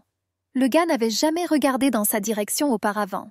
À ce moment-là, le chef d'orchestre avait désespérément besoin d'attention. Le renaissant ne pouvait pas comprendre pourquoi le duc agissait comme s'il était éperdument amoureux. La jeune fille a supposé qu'il ne pouvait pas accepter le fait que l'ancienne Songhai n'était plus là. Elle a réalisé qu'il lui faisait croire qu'il avait des sentiments pour elle. L'homme a signalé que les bagages avaient été chargés et qu'il était temps pour eux de partir. Rin a supposé que l'expert faisait exprès de faire semblant en raison de leur synchronisation. Elle savait à quel point sa capacité était rare. La fille a supposé que Sam voulait qu'elle se sacrifie à nouveau. Après avoir essayé une nouvelle vie, le chef d'orchestre ne voulait pas revenir à l'ancienne. Elle n'avait plus besoin de la passion du sexe opposé. La chef d'orchestre ne recherchait plus l'intérêt des autres, puisqu'elle avait trouvé une famille aimante et attentionnée. Rin espérait que son père reviendrait bientôt. L'homme a dit à sa femme et à sa fille qu'il était déjà revenu. Ouvrant la fenêtre, la jeune femme l'appela par son nom. Le majordome, remarquant le retour du duc, échangea quelques plaisanteries avec lui. Selon l'étiquette, Rin ne pouvait pas intervenir dans la conversation. La jeune fille ne pouvait que les regarder entrer tranquillement dans le salon. Le chef d'orchestre espérait qu'elle ne ferait pas de mal à son père par ses actes. Hélène a demandé à sa fille de venir se présenter. Le baron Alan du comté voisin est arrivé avec Arthur. L'homme remarqua à quel point Rin avait grandi. En riant, la femme dit qu'elle avait vu la jeune femme pour la dernière fois depuis longtemps. Morgan dira à son père qu'il a déplacé toutes les affaires de la voiture. Le baron lui demanda de saluer la dame du domaine et sa fille. Le gars a dit qu'il était très heureux de se revoir. Hélène remarqua que le petit garçon manqué avait incroyablement mûri. Le baron rapporta que le garçon s'était installé et commençait à aborder la question de la succession de manière responsable. Le réincarné croyait que Rin et ce type étaient des amis proches depuis l'enfance. Morgan a rapporté que la fille avait beaucoup changé depuis leur dernière rencontre. En riant, la baronne rapporta que leurs enfants communiquaient comme des adultes bien élevés. Alan a rapporté que cela faisait longtemps qu'il visitait le domaine de la cloche. Embarrassé, le fils dit qu'il n'était pas habitué à voir une dame aussi allongée. Rin réalisa que sa mère avait donné un surnom au garçon. L'homme a demandé si la dame se souvenait de son fils. Lorsque Hélène a répondu négativement, elle a expliqué que sa fille avait été souvent malade lorsqu'elle était enfant. La baronne espérait la compréhension des invités. Morgan a assuré que l'essentiel était que la fille soit désormais en bonne santé. L'homme tendit la main à Hélène et lui suggéra de faire une promenade dans le jardin. La baronne a dit qu'elle aimerait offrir du thé, mais il y avait déjà des invités dans le manoir. Alan a dit qu'il ne pouvait pas permettre à la dame d'y aller seule même si cela mettait Arthur en colère. Prenant l'invité par la main, Hélène dit qu'elle ne pouvait pas refuser. Rin réalisa que la relation entre sa mère et le baron était bien plus étroite qu'il n'y paraissait à première vue. Les renaissants ont réalisé que la famille n'a invité personne à la résidence après l'incident. Arina s'est rendu compte qu'en raison d'une surprotection, ses parents faisaient preuve d'une attention et d'une prudence excessive. Mon père a demandé à Morgan d'offrir sa main à madame. La main du gars a commencé à trembler involontairement. S'étant un peu calmée, l'aristocrate proposa d'accompagner Rin. Souriante, la baronne lui prit la main et lui indiqua où il devait aller. Les oreilles rougies du garçon trahissaient ses émotions. Le gars a remarqué que les voitures près de leur domaine portèrent les sceaux de la famille Léopard. Rin confirma, embarrassée. Morgan se demandait si la fille savait quelqu'un de leur famille. La baronne expliqua que leur père les avait aidés une fois. Rin réalisa que même si Aristocrat était un ami de la famille, elle ne devrait toujours pas partager grand-chose avec lui. Le baron ne pouvait pas croire que l'oncle Arthur connaissait personnellement sa seigneurie.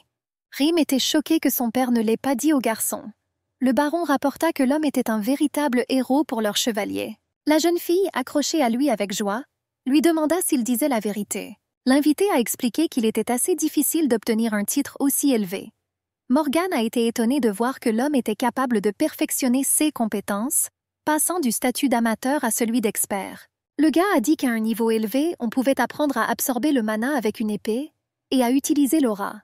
Le conducteur a demandé prudemment au gars s'il voulait boire de l'eau. Le baron dit qu'il n'était pas nécessaire de faire autant d'efforts, précisant qu'il n'avait pas chaud. Milady remarqua qu'il avait l'air fatigué. Le gars a rapporté que tout allait bien. Rin toucha doucement son visage et lui demanda pourquoi il transpirait autant. L'invité a demandé si la fille était contre le fait qu'il parte quelques minutes. L'aristocrate lui demanda si elle devait appeler un serviteur pour l'accompagner. Morgan a assuré que cela n'était pas nécessaire. Le gars a soudainement bondi et a couru quelque part. La fille se souvenait de son père chaque fois qu'elle regardait l'invité. Rin ne comprenait pas pourquoi il y avait des marques aussi profondes sur le sol. Le conducteur s'est rendu compte qu'une personne ordinaire ne pouvait pas piétiner de telles choses. La fille a supposé que l'invité était un expert physique. Elle a décidé de se renseigner immédiatement sur la situation. Rin courut vers l'homme et lui demanda de la laisser lui poser quelques questions. Alan a supposé que son fils avait laissé la fille seule. La jeune fille demanda si le fils du baron avait récemment souffert de fièvre. Un peu décontenancée, l'invité a demandé à la jeune femme comment elle connaissait les détails. Hélène a été choquée d'apprendre que son fils était également malade. L'invité inquiet a supposé qu'il avait de la fièvre. La baronne comprit qu'elle aurait dû prévenir son mari. Elle ne voulait pas que les habitants attrapent la maladie. Alan a décidé d'enquêter sur le problème à son retour à la maison. La jeune fille a suggéré que dans cette situation, le problème aurait pu être autre chose. Le père de Morgan l'a vu et lui a demandé pourquoi il s'était enfui si soudainement. Le gars a rapporté qu'il avait vu l'invité quitter le domaine. Il a demandé si cela valait la peine de le faire. La femme a demandé pardon, assurant qu'elle reviendrait bientôt. Le majordome s'inclina devant les membres de la famille Cloche. Les chariots commencèrent à partir rapidement. Rin ne comprenait pas de quoi son père parlait au majordome. La baronne remarqua que le visage d'Arthur s'était considérablement assombri et que son sourire avait disparu. Le nouveau-né a supposé que le majordome était devenu menaçant. Comme pour confirmer sa supposition, le baron dit qu'il ne permettrait pas aux scélérats de prendre sa fille. Arthur a dit qu'il n'avait aucune idée de l'impudence du duc. Un sourire à peine perceptible apparut sur le visage de Rin. La fille réalisa que rien n'avait changé. En riant, Alan remarqua que son vieil ami avait été assez impoli envers le duc. Avec une expression sérieuse sur son visage, le baron dit qu'il ne donnerait pas Rin même au prince légitime. Le client a demandé à vérifier les marchandises livrées un peu plus tard. L'homme a dit qu'il l'avait emmené à l'entrepôt. Arthur a dit qu'il était un peu distrait par ce qui s'était passé. La fille demanda au baron s'il avait apporté ce qu'elle voulait. L'aristocrate a déclaré qu'il ne pouvait pas rompre la promesse qu'il avait faite à sa fille. Alan s'est rendu compte que c'était la fille qui avait besoin d'épices. L'homme ne comprenait pas pourquoi elle avait besoin d'épices qui ne provenaient pas de l'Empire Stern. Rin a commencé la phrase, mais soudain, Morgan serra sa poitrine et tomba à genoux. Son visage commença à transpirer abondamment. Tous les présents regardèrent le jeune homme avec inquiétude.